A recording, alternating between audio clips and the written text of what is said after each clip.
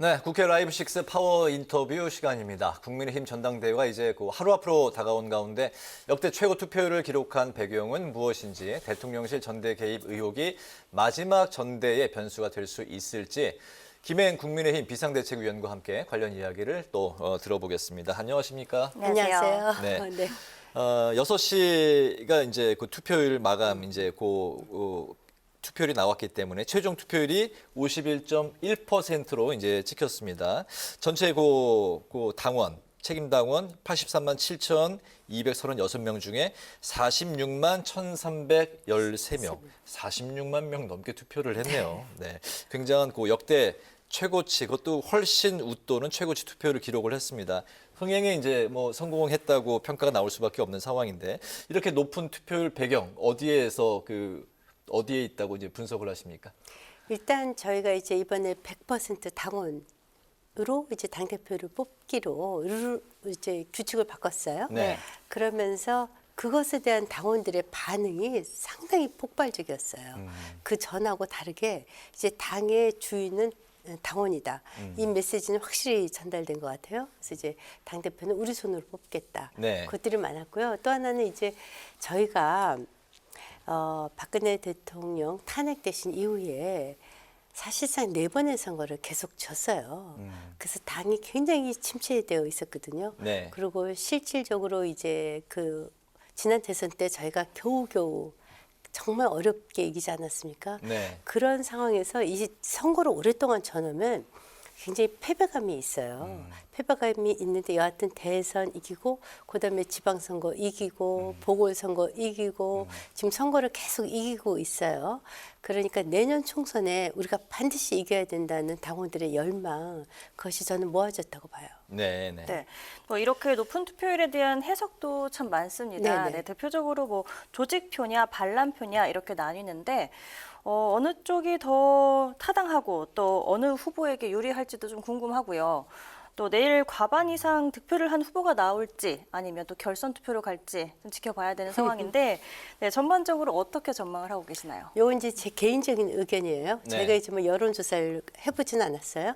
지난번에 이제 1차적으로 컷오프할적인 여론조사를 했었죠. 이후에는 이제 하지 않았으니까 개인적으로는 역시 이제 지금 윤석열 대통령이 1년도 채 안 되셨습니다. 이럴 적에는 대통령을 굉장히 강력하게 당원들이 지원해 주거든요. 네. 그런 의미에서는 아마도 김기현 후보한테 유리하지 않을까 이런 생각을 전 좀 하고요.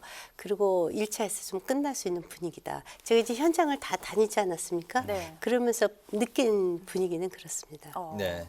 좀 아까 이제 이슈 분석이라는 이제 앞서 이제 기자 이제 더 깊게 분석하는 코너가 있었는데, 거기에서는 이제 투표율이 높으면 1차 과반이 안 될 가능성이 이제 높은데 의견이 좀 모아지고 있는 분위기다. 그 이유는 그런 얘기를 내더라고요. 투표율이 높아질수록 1위 후보가 얻어야 하는 이제 과반 득표 수도 동달아 늘어나는 이제 네. 그 부담 때문이다. 이런 이제 또 분석이 나오고 있습니다.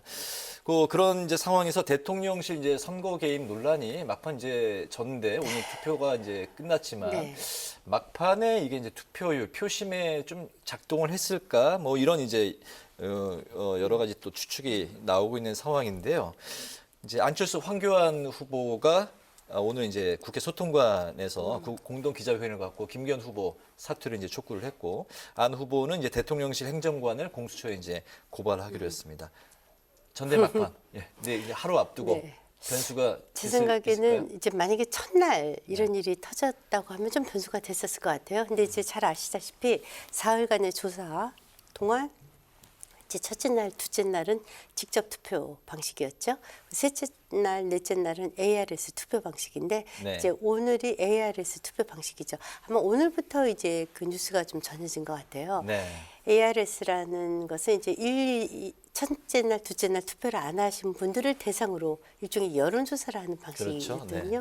그렇기 때문에 이것은 이제 랜덤 샘플링이 되기 때문에 예컨대 이것에 대해서 특정 후보 쪽의 유불리를 갖고 더 많이 참여를 하거나 이러기는 굉장히 어려워요. 예를 들자면 예컨대 뭐 이것에 문제를 제기한 안철수 후보나 황교안 후보 측에서 이건 너무나 억울하다. 그러니까 다 모여라 이런 식으로 문자를 날리거나 이러기는 상당히 어려운 구조이기 때문에 저는 뭐 큰 대세의 지장은 없을 것이다 이렇게 보고요. 네. 이제 다만 이제 요 파트를 어떻게 이제 저희가 처리를 해야지 되는 문제는 일단 공수처에 고발이 되지 않았습니까?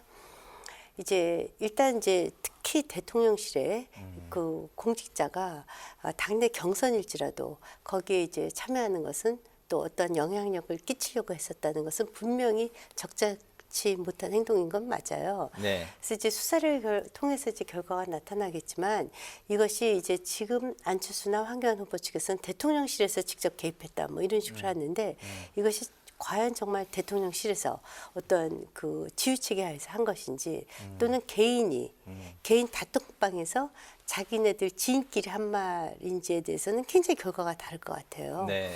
그래서 이것은 그 저희가 예단해서 선거법을 위반했다 아니다 이렇게 하기는 좀 어려운 부분이 있는 것 같아요. 왜냐하면 제가 이제 우리 아나운서님이랑 앵커분이랑 이렇게 개인 단톡방 할 수 있지 않습니까? 근데 네. 그것의 영향력이 어느 정도까지인지 이건 좀 법적 그 판단을 좀 받아봐야 될 것 같아요. 강승규 시민사회 수석이 연루가 됐는지 안 됐는지가 이제 네. 관건이 될 수 있는 그렇죠. 거겠죠? 네네. 네, 그래서 알겠습니다. 정말 지시를 했는지 네. 이제 수사가 들어갔기 때문에 아마 이제 관련된 개통란에 있는 사람들은 다 그 카톡이라든가 이런 것들이 다 이제 드러나지 않을 수 없을 것 같아요. 네. 다만 이제 분명한 것은 이것을 갖고 수사 결과는 좀 시간이 걸릴 거예요. 그래서 좀 지켜봐야지 될 것이고 이것 때문에 그 마치 안철수 후보나 황교안 후보 측에서 이번 전당대회를 불복하는 이미지를 주는 것은 두 분의 향후 정치 행로에도 좋지 않다. 네. 저는 이렇게 생각이 듭니다. 그렇게 네. 보시는군요. 네. 알겠습니다. 네, 이런 네. 문제로 이제 전당대회를 하루 앞두고 김기현 후보 사퇴하라고 이제 안철수 후보하고 황교안 후보가 긴급 기자회견을 가졌는데 여기서 언급되지 않은 또 다른 후보죠. 바로 천하람 후보입니다. 네네. 네.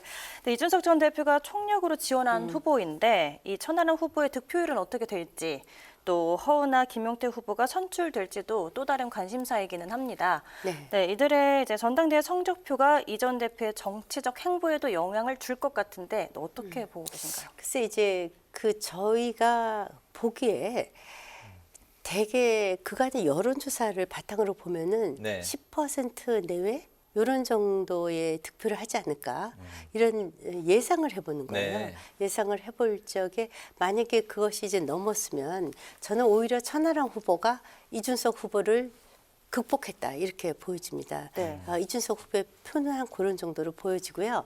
이제 최고위원과 관련해서 좀 말씀을 드리면 최고위원은 1인 2표제예요.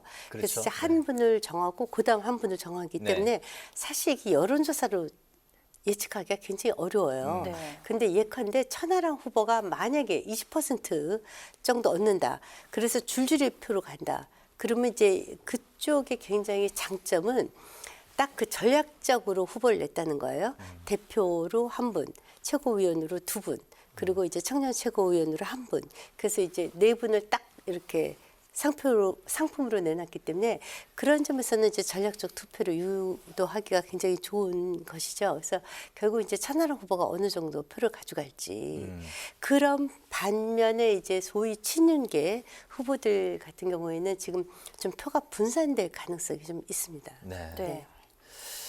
지금 1차에서 이제 김기현 후보가 이제 끝날 것이다라고 이제 뭐 아니, 저는 그렇게 예상을 이제 네. 하시는 거잖아요. 네. 만약에 이제 그렇지 않고 결선까지 가고 뭐 천하람 후보가 됐든 뭐 기타 후보가 됐든 예상 밖의 이제 또 결과가 나온다 뭐 이랬을 경우 그리고 이제 어쨌든 1차에서도 2위 후보가 이제 예상보다 높은 득표율을 기록을 했을 경우 총력을 좀 기울였던 그런 그 약간 그 당대 관계라고 할까요? 이번 그 전대 과정에서 대통령의 국정 차후 이제 국정 운영이 좀 힘이 빠지는 게 아닌가 앞으로 그런 예상이 나오고 있고요. 그 당정 일체에도 약간 균열이 생길 수 있는 게 아닌가, 힘은 좀 빠지는 게 아닌가 그런 예상은 어떻게 생각하세요? 글쎄 이제 지난번에 민주당 같은 경우에는 이제 그때 당시 이재명 후보가 77.6%인가 압도적으로 이겼어요. 네. 그래서 이제 흥행에도 실패하고 네. 그냥 1인 독주 체제로 갔죠. 근데 이제 우리 당 같은 경우에는 4분이 나왔기 때문에 당연히 1위 후보가 50에서 60% 정도 갔지 않을까 싶은데 만약에 저는 이제 개인적으로 1차에서 끝날 것으로 보지만 2차까지 가더라도 네. 대세는 큰 지장이 없을 것이다. 이렇게 저는 보고요. 그 우리 당은 말씀드렸듯이 대통령이 취임하신 지 1년도 안 된 당이고 총선을 앞두고 있습니다. 네. 이런 당은 당원들이 동일한 목적은 분명하게 갖고 있다는 거예요. 총선 승리와 윤석열 정부의 성공.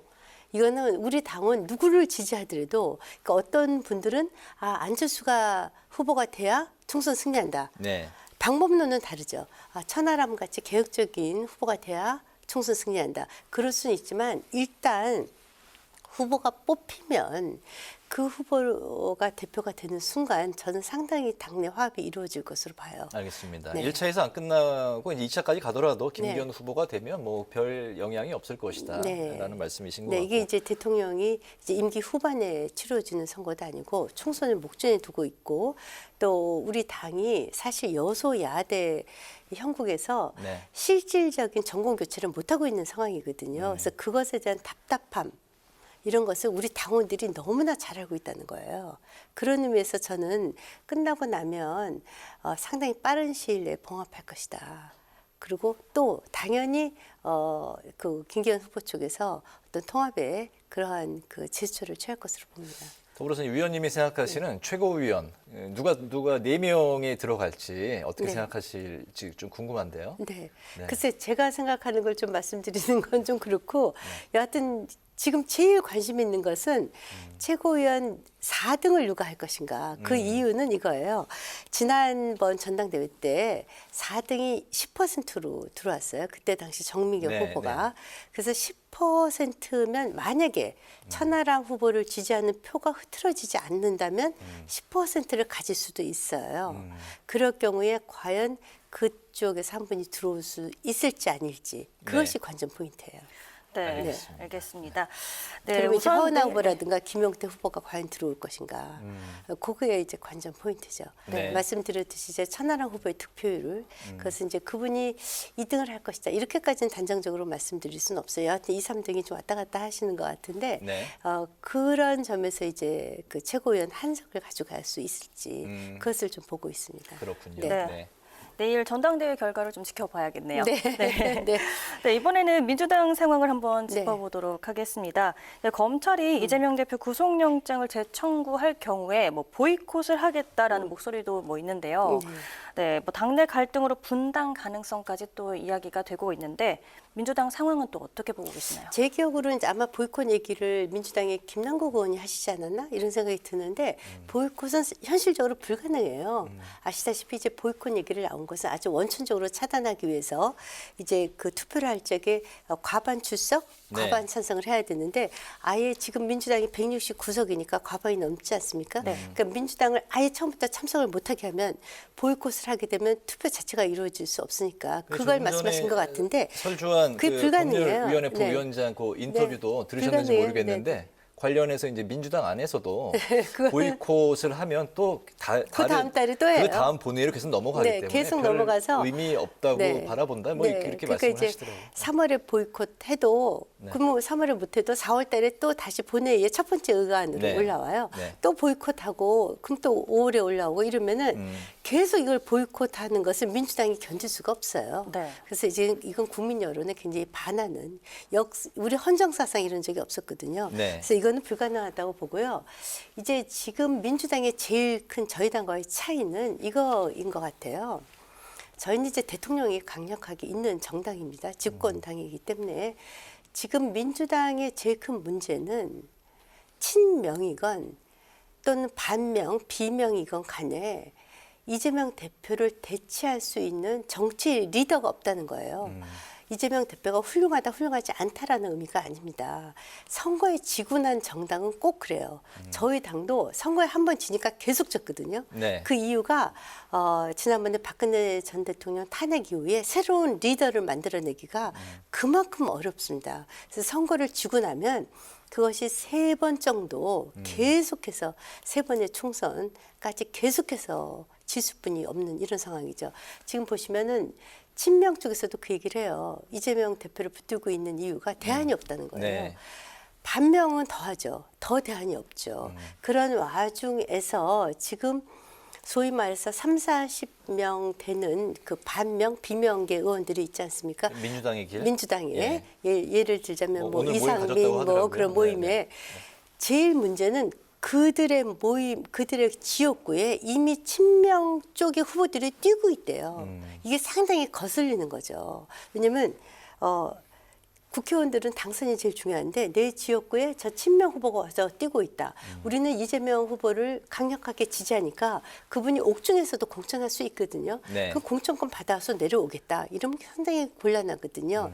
이것이 결국 공천권 때문에 굉장한 그 갈등의 요소, 심지어는 분단까지도 가능할 수 있다라고 보지만 그 우리나라가 그 2당이 분당에서 성공한 적이 없지 않습니까? 네. 그래서 여하튼 어떤 식으로든 봉합하려고 애는 쓸 것입니다. 그러다 보니 지금 나오는 것이 이재명 대표의 적절한 거취 표명과 동시에 공천권의 적절한 타협 이런 정도로 봉합하지 않을까.